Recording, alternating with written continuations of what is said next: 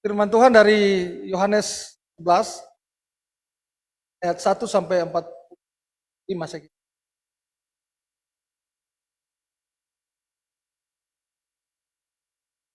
Sampai 44. Ya. Ya. Jadi ini cerita yang sangat menarik, saya kira kita semua sudah pernah dengar cerita ini dari kecil tentang Yesus membangkitkan Lazarus. Atau Lazarus dibangkitkan. Dan dalam cerita ini sebenarnya ada situasi yang sangat trouble, masalah besar. Bagi teman-teman yang di Zoom bisa dengar juga ya. Bahwa ada perkataan-perkataan yang sangat luar biasa dari bagian ini yang membuat seolah-olah iman seseorang bisa runtuh. Pada waktu Marta dan Maria, ini kan ayatnya panjang, saya jelaskan aja. Marta dan Maria mengatakan bahwa Tuhan, engkau terlambat gitu. Lord, you are too late. Kamu lambat sekali gitu ya. Kalau enggak, saudara saya tidak mati. Lazarus tidak mati. Kenapa kamu begitu datang terlambat? Sudah oke? Oke, kita dengar lagunya ya. Saya khotbah.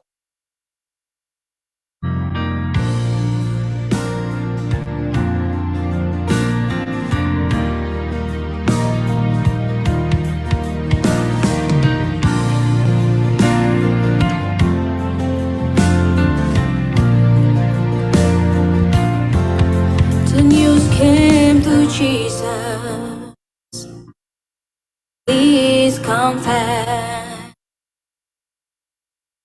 Lazarus is sick, and without your help, he will not last. Mary and Martha watched their brother die. Waited for Jesus, he did not come.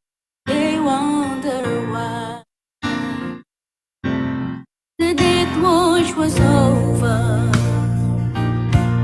buried for days. Somebody said he'll soon be here. The Lord's on his way. Martha ran to him, and then she cried, Lord, if you had been here, you could have healed him, he'd still be alive. But you're 4 days late, and all hope is gone. Lord, we don't understand why you waited so long. But his way is God's way, not yours or mine. And isn't it great when he's 4 days late, he's still on time. Jesus said, Martha, show me the grave. But she said, Lord, you don't understand. He's been there 4 days. The gravestone was rolled back. Then Jesus cried, Lazarus, come forth.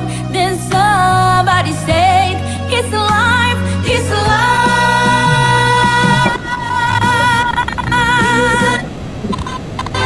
He's alive. You may be fighting a battle of fear.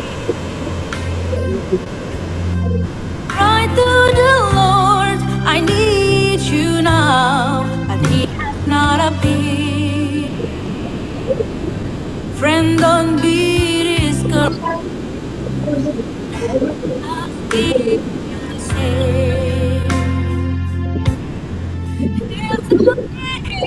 He's all that is done, and he calls your name when he's born in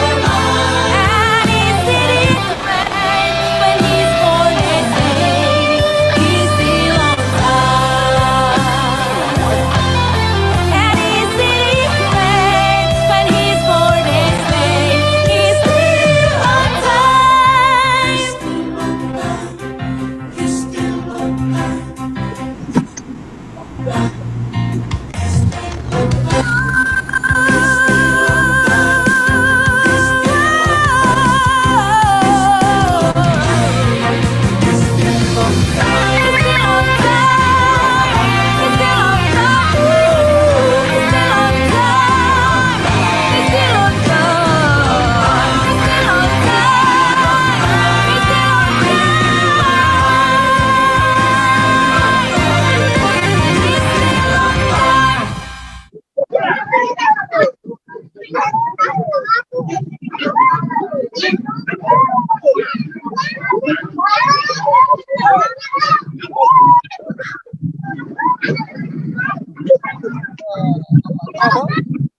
sakit. Lazarus sakit, lalu Marta dan Maria ini saudaranya kirim pesan kepada Yesus. Kalau kita belajar di Injil Yohanes pasal 10 sebelumnya, itu Yesus hampir dibunuh oleh orang-orang Farisi di Yerusalem. Jadi Yesus baru saja di Yerusalem, dia menyingkir ke Yerikho. Dan kalau dia menyingkir ke Yerikho, dia lewat daerah di mana Lazarus, Marta, dan Maria tinggal, yaitu Betani. Ya, itu di Betani, situ mereka tinggal. Lalu Yesus sudah sampai di Yerikho, kemudian ada orang mengutus, atau Marta mengutus orang untuk bilang kepada Yesus bahwa Lazarus sakit. Nah, harapan Marta dan Maria adalah bahwa Yesus pasti menyembuhkan. Gak usah datang dan lalu kemudian menjamah. Dari jauh saja Yesus bisa menyembuhkan. Amin. Kita ngerti bahwa Pak Gembala sini punya karunia itu. Kita menyembuhkan dari jauh, bisa lihat orang dari jauh dan berdoa untuk orang seperti itu.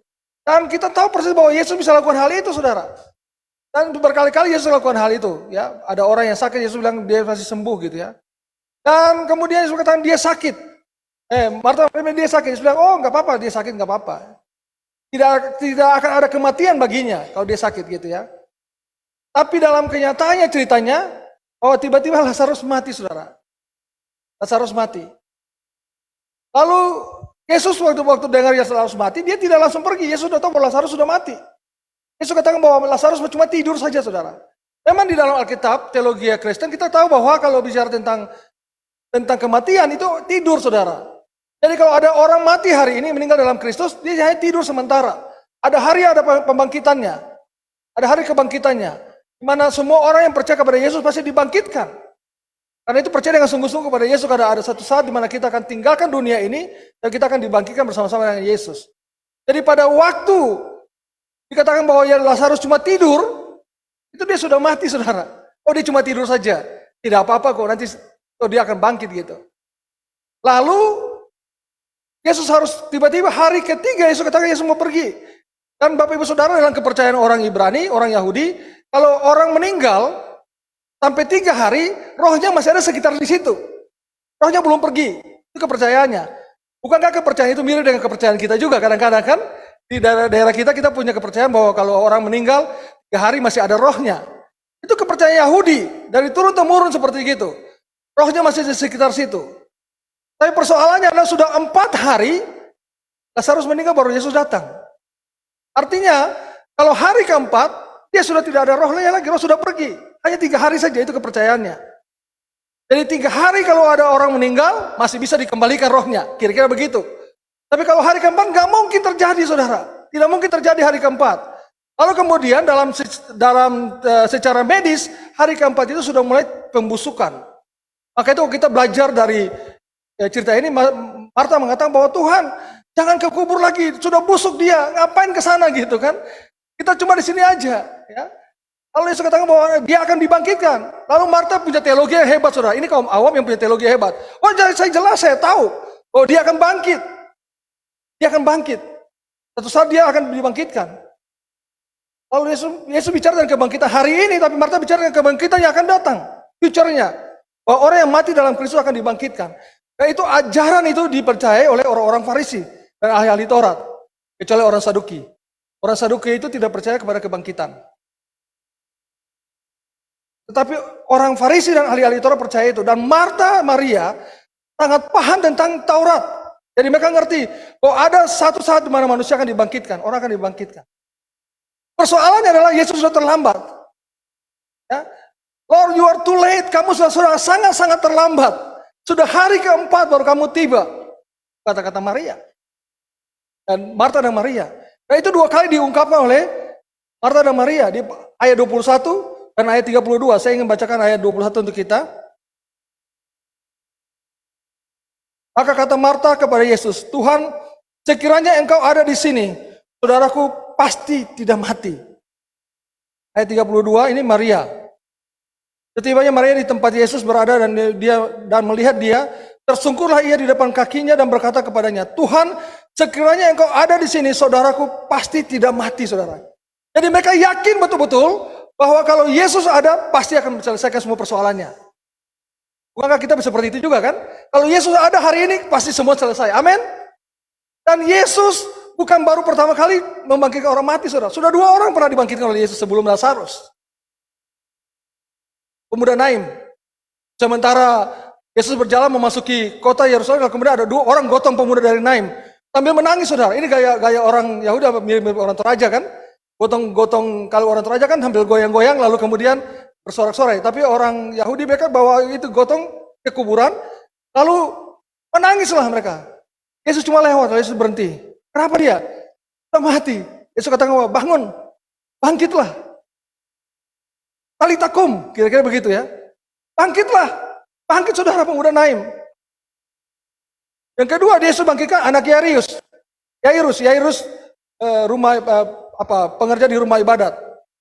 Pada waktu Yesus masuk, kalau kita baca di Markus pasal 5, Yairus datang kepada Tuhan. Tuhan, anakku sakit. Tiba-tiba Yesus lagi mengajar, lalu ada wanita pendarahan 12 tahun menjamat jubahnya lalu sembuh. Seperti sudah lupa dengan hal itu, ada orang dari Bait Allah datang kepada Yairus, anakmu sudah mati. Lalu dia katakan kepada Tuhan, Tuhan, anakku sudah mati. Tadinya dia sakit, sekarang dia sudah mati. Yesus datang ke sana, saudara. Ke Bait Allah, lalu Yesus katakan, talitakum, bangkitlah, dan bangkit saudara. Jadi sudah ada 2 peristiwa sebelumnya di mana orang mati dibangkitkan. Kalau orang lumpuh sudah sering. Orang buta melihat sudah terjadi. Orang buta sejak lahir di Yohanes pasal 9, saudara bisa baca, itu sudah terjadi. Kemudian sakit kusta sudah terjadi, sudah pernah Yesus sembuh. Demam pun Yesus sembuhkan, ibu mertua Petrus. Ya. Jadi perkara yang kecil sampai perkara yang besar, demam itu kan kecil bagi kita hari ini ya. Kusta itu besar pada zaman itu, saudara. Tidak bisa disembuhkan, tidak ada dokter yang bisa mengatakan dia sembuh kecuali imam besar. Oh, imam mengatakan bahwa dia sembuh baru sembuh. Nah, itu disembuhkan oleh Yesus. Orang lumpuh 38 tahun, tunggu air bergoyang dulu baru dia loncat, disembuhkan oleh Yesus. Berjalan langsung. Orang mati dibangkitkan.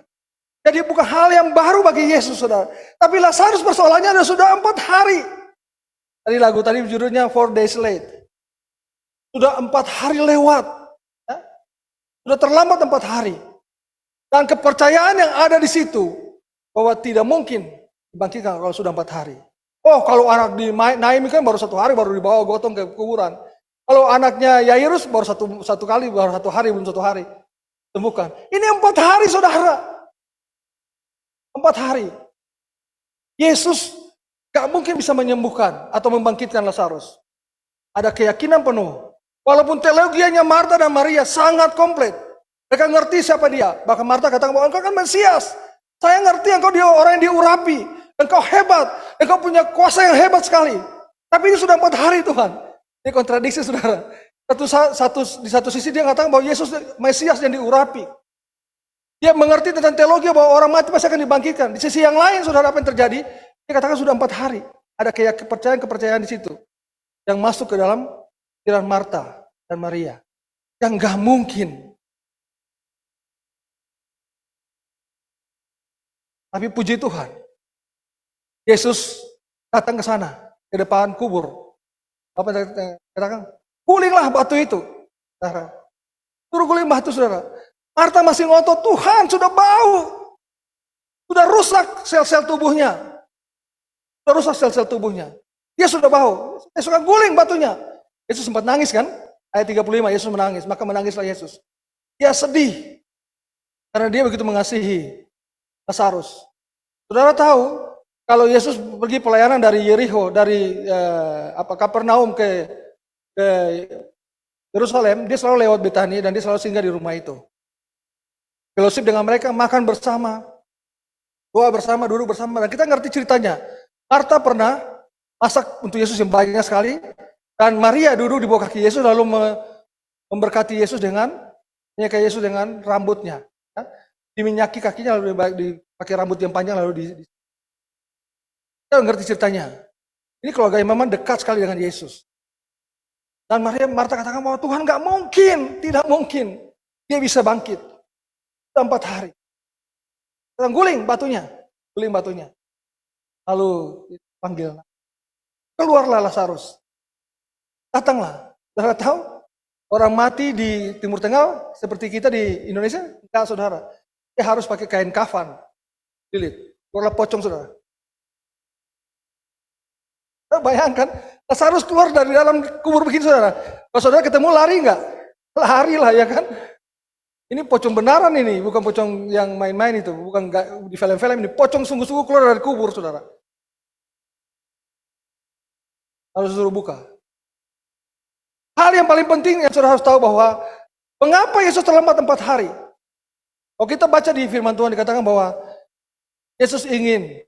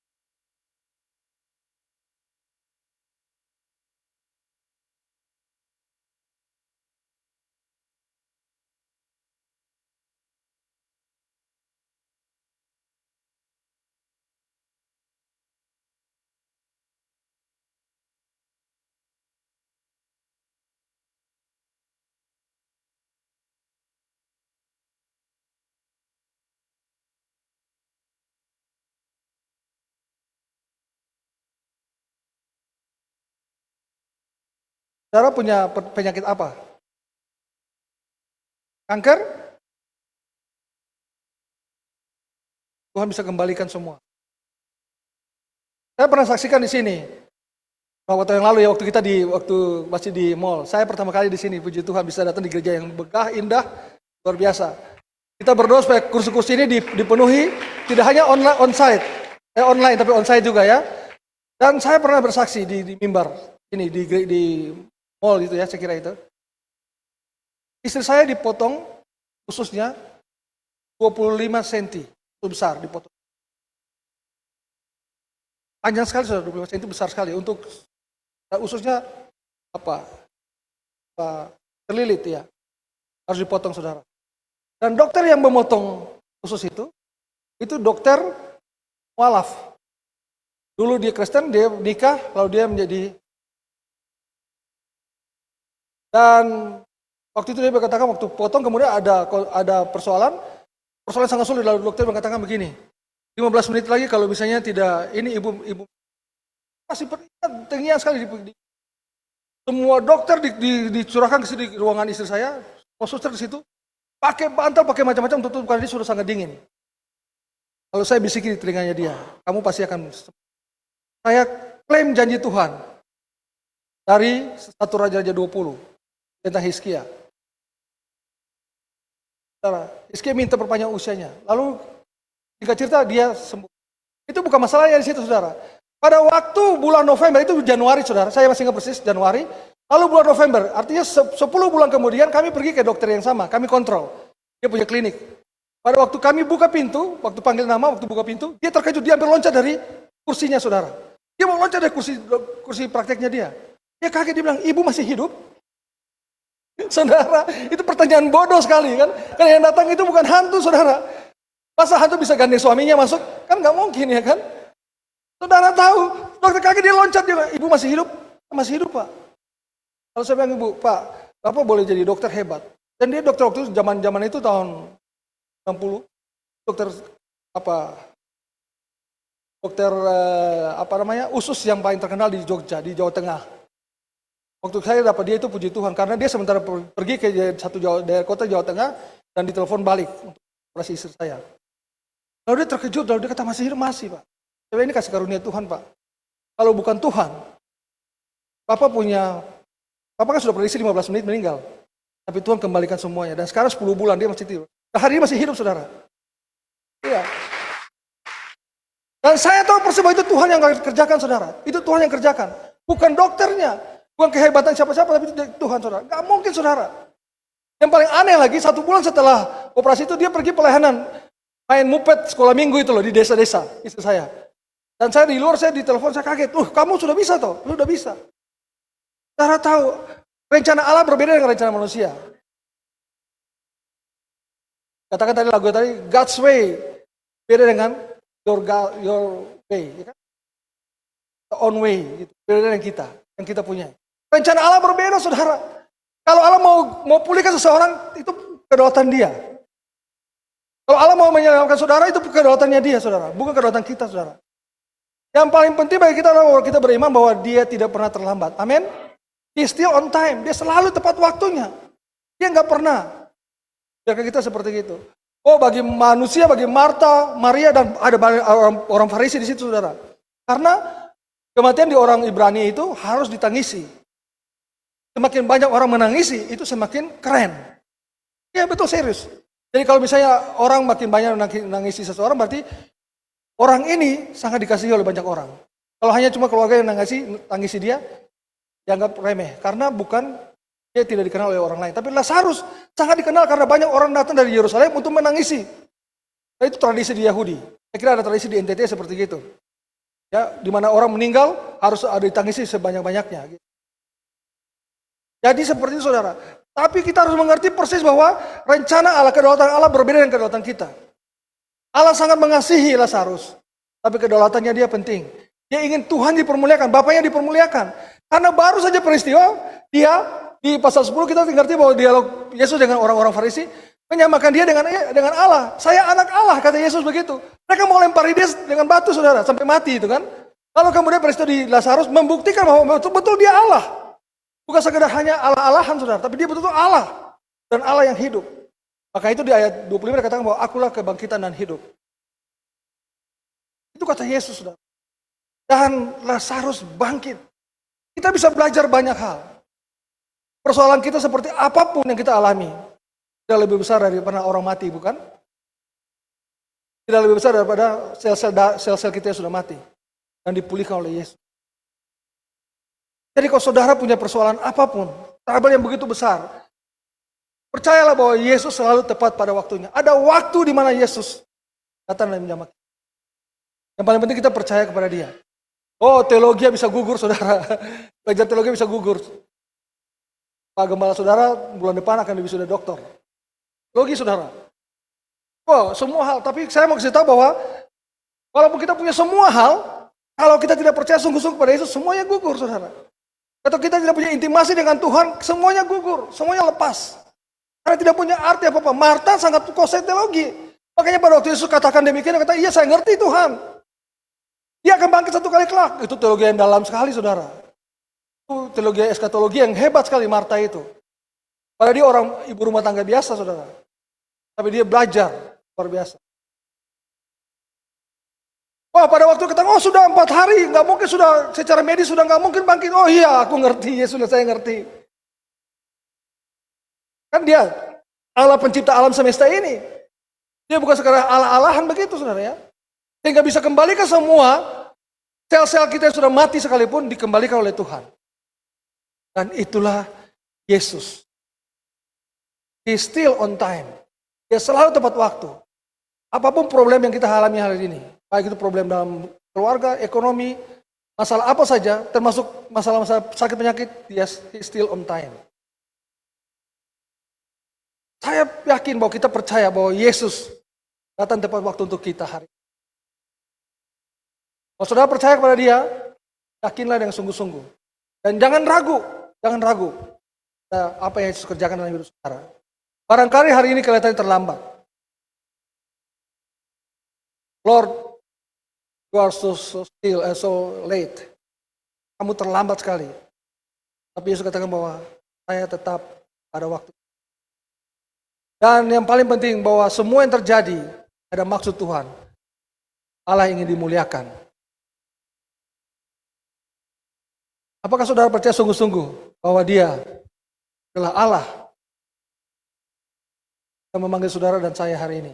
Saudara orang percaya? Percayalah kepada Yesus. apapun masalah saudara, doa saudara belum dikabulkan, sudah berdoa puluhan tahun, berbulan-bulan, sudah lutut saudara sudah kapalan segala macam, dan kelihatannya saudara sudah hampir putus asa. Percayalah bahwa dia still on time, dia tepat pada waktunya. Kita menjawab saudara. Tuhan memberkati kita semua hari ini. Tim musik naik dan kita sebuah pujian untuk kita.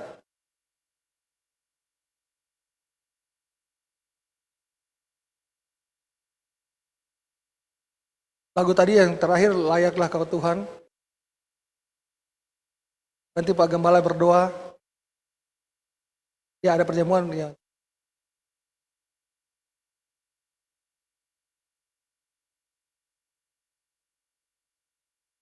dia layak disembah, dia layak dipuji. Karena dia tepat pada waktunya. Semua pergumulan hidup.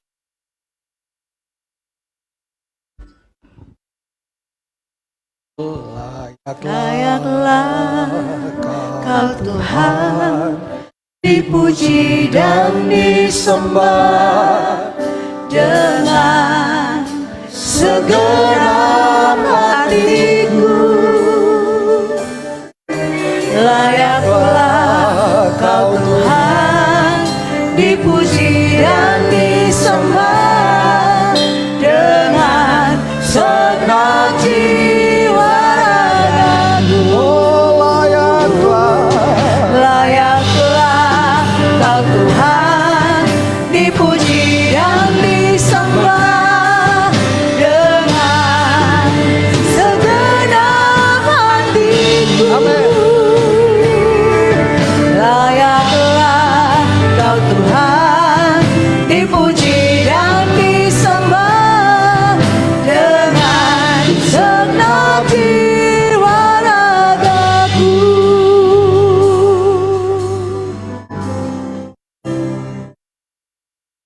Layaklah kau Tuhan, dipuji dan disembah dengan segenap hatiku.